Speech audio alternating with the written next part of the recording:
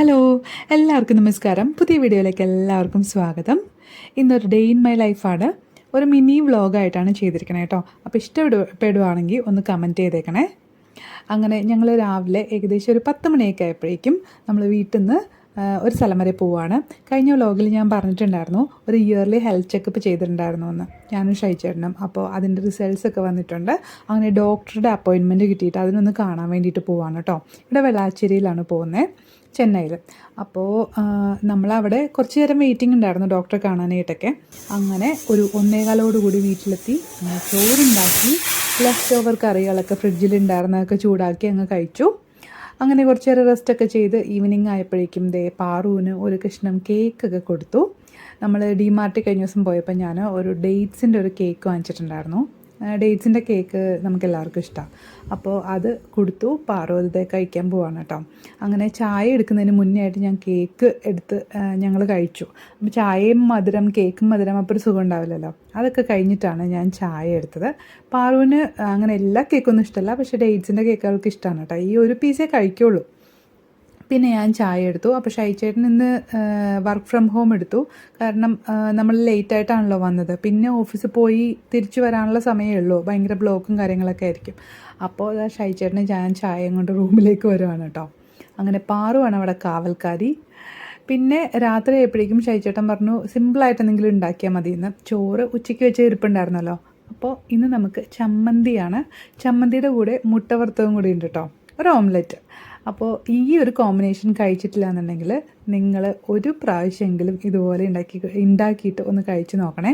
അതായത് ഈ ഒരു കോംബോ, നമ്മുടെ കുത്തരിച്ചോറും അല്ലെങ്കിൽ നമ്മൾ സാധാരണ ഉണ്ടാക്കുന്ന വെള്ളച്ചോറുണ്ടല്ലോ, അത് നമ്മുടെ കേരള റൈസ്, അതും തേങ്ങാ ചമ്മന്തി ഇച്ചിരി പുളിയൊക്കെ ഇട്ട് അരച്ച്, അമ്മയും അരച്ചതാണെങ്കിൽ അത്രയും നല്ലത്, അങ്ങനെ അരച്ചൊക്കെ എടുത്ത ചമ്മന്തിയും പിന്നെ ഒരു ഓംലെറ്റും.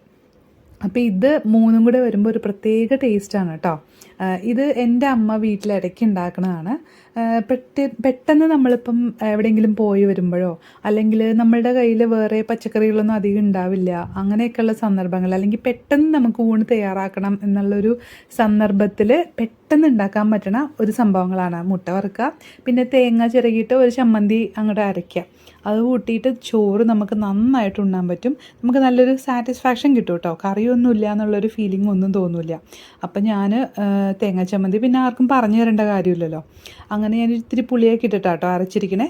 നമ്മൾ മിക്സിയിൽ അരച്ചതിൻ്റെ ഒരു ക്ഷീണം തീർക്കാൻ വേണ്ടിയിട്ട് ഞാൻ കൈ വെച്ച് നന്നായിട്ടൊന്ന് കുഴച്ച് ഒരു ഉരുളയാക്കി എടുത്തിട്ടുണ്ട് കേട്ടോ.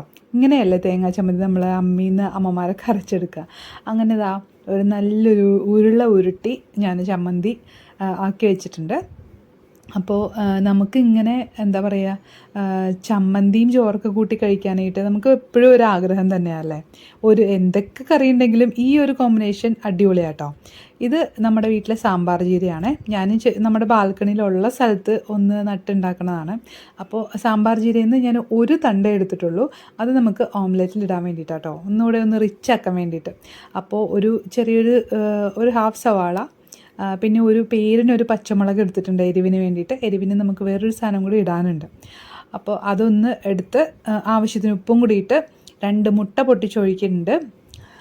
എന്നിട്ട് നമ്മൾ ഒരു ടേസ്റ്റ് കൂട്ടാൻ വേണ്ടിയിട്ട്, നല്ല സോഫ്റ്റ് ആവാൻ വേണ്ടിയിട്ട് ഒരു ഇച്ചിരി പാൽ കേട്ടോ, അധികം കൂടിപ്പോരുത്, 1 ടേബിൾ സ്പൂൺ മതി.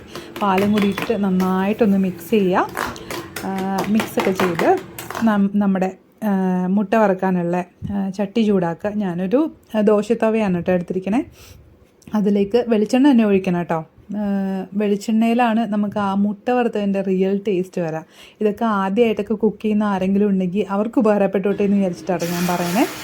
അപ്പോൾ എക്സ്പെർട്ടായ ആൾക്കാരൊക്കെ ഞങ്ങളെ ഇതൊക്കെ പഠിപ്പിക്കേണ്ട കാര്യമില്ല എന്ന് വിചാരിക്കരുത് കേട്ടോ. അപ്പോൾ അങ്ങനെ മുട്ട വറുത്തത്, ഈ ചീര ഇങ്ങനെ അരിഞ്ഞിട്ടുണ്ടല്ലോ, മുട്ട വറുത്തതിന് നല്ല ടേസ്റ്റ് ആട്ടോ, അധികമായി പോകരുത്. അപ്പോൾ ആ ഒരു ചീരയുടെ ഒരു ഫ്ലേവർ ശരിക്കും വരും. ഇത് നമ്മൾ അറിയില്ല, ഒരു പ്രത്യേക ടേസ്റ്റും വരും. പിന്നെ ഇതുപോലെ നമ്മൾ കുരുമുളക് പൊടി ആദ്യമേ തന്നെ മിക്സ് ചെയ്യാതെ ഇതുപോലെ മേളിലൊന്ന് തൂവി നോക്കൂ, നല്ലൊരു വ്യത്യാസമാണ്. ഒരു തട്ടുകട സ്റ്റൈലിൽ ഓംലെറ്റ് കിട്ടും കേട്ടോ. അപ്പം ഞാൻ കൈ കൊണ്ട് തൂകുവാണെങ്കിൽ നല്ല ഭംഗിയായിട്ട് എല്ലായിടത്തും കിട്ടും. ഇതിപ്പോൾ കൈ എൻ്റെ നനവുണ്ടായിരുന്നു, അപ്പോൾ പിന്നെ ഞാൻ സ്പൂൺ തന്നെ വെച്ചിട്ട് തൂവി കൊടുത്തു. എന്നിട്ട് ഇതുപോലെ ഒന്ന് അടച്ചു വെച്ച് കഴിഞ്ഞാൽ മുട്ട നല്ല ഫ്ലഫി ആയിട്ട് കിട്ടും കേട്ടോ. അപ്പോൾ ഞാൻ ജസ്റ്റ് ഒന്ന് അടച്ചു വെച്ചു, വളരെ കുറച്ച് ഒരു സെക്കൻഡ്സ് മാത്രം. അത് കഴിഞ്ഞിട്ട് അവനെ അങ്ങ് മറിച്ചിടുക. ആഹാ, നമ്മുടെ മുട്ട വറുത്തത് റെഡി ആയിട്ടുണ്ട്. അപ്പോൾ ഇനി ഒരു സൈഡും കൂടെ ഒന്ന് മൊരിഞ്ഞു കഴിഞ്ഞാൽ നമുക്ക് മുട്ട വറുത്തതും ചമ്മന്തിയും ചോറും ഒക്കെ കൂട്ടിയിട്ട് അത്താഴം കഴിക്കാം. ഇത് അത്താഴത്തിനേക്കാളും ഏറ്റവും നല്ലത് ഊണ് കഴിക്കാൻ വേണ്ടിയിട്ടാട്ടോ, ഉച്ചയ്ക്ക് കഴിക്കാൻ വേണ്ടിയിട്ടാണ്. നമ്മുടെ ചോറ് ഒരു പാത്രത്തിലേക്ക് കുറച്ചെടുക്കുക, എന്നിട്ട് നമ്മുടെ തേങ്ങാ ചമ്മന്തി അതിലേക്ക് വയ്ക്കുക, പിന്നെ നമ്മുടെ ഓംലെറ്റ് അതും ഒരു നല്ലൊരു പീസ് വെച്ചിട്ട് ഒന്ന് കുഴച്ചങ്ങോട്ട് കഴിച്ചാലുണ്ടല്ലോ, അടിപൊളി ടേസ്റ്റാട്ടോ. അപ്പോൾ നമുക്ക് എല്ലാവർക്കും വലിയ കുക്കിങ്ങൊന്നും അറിയാത്ത ആൾക്കും വരെ ഈസി ആയിട്ട് ഉണ്ടാക്കാൻ പറ്റുന്നതാണ്. അപ്പോൾ എല്ലാവരും ഒന്ന് ട്രൈ ചെയ്തിട്ട് ഫീഡ്ബാക്ക് അറിയിക്കുക. അപ്പോൾ പുതിയ വ്ലോഗിൽ വീണ്ടും കാണാം. ടാറ്റാ. അപ്പോൾ എല്ലാവരും സുഖമായിട്ടിരിക്കുക കേട്ടോ. ബൈ.